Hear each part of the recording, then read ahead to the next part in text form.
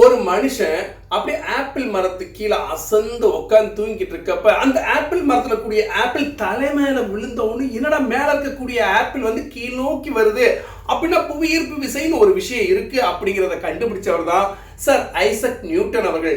அப்படிப்பட்ட sir Isaac Newton அவர்கள் விரைவில் பூமி அழிய போகுது, இந்த பூமி மிகப்பெரிய ஒரு மாற்றத்தை சந்திக்க போகுதுங்கிற ஒரு விஷயத்தை கணிச்சிட்டு போயிருக்காருன்னா நம்மளால எத்தனை பேருக்கு அதை வந்து நம்ப முடியும்? கண்டிப்பா நம்ப முடியாது இல்லையா? எஸ், அறிவியலின் பிதாமகன் அழைக்கப்படக்கூடிய சர் ஐசக் நியூட்டன் அவர்கள் 2060ஆம் ஆண்டு இந்த பூமி அழிஞ்சிரும் அப்படிங்கிற விஷயத்தை கணிச்சிட்டு போயிருக்காரு.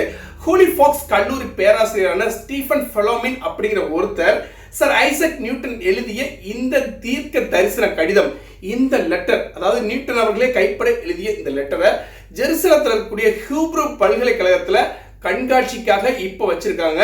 அந்த விஷயத்துல தான் இப்படிப்பட்ட ஒரு மிகப்பெரிய ஒரு எதிர்காலத்தில் நடக்கக்கூடிய இந்த பூமி அழியுங்கிற விஷயத்த நியூட்டன் எழுதியிருக்காங்கிறத ஆதாரப்பூர்வமா கண்காட்சிக்கு வச்சிருக்காங்க.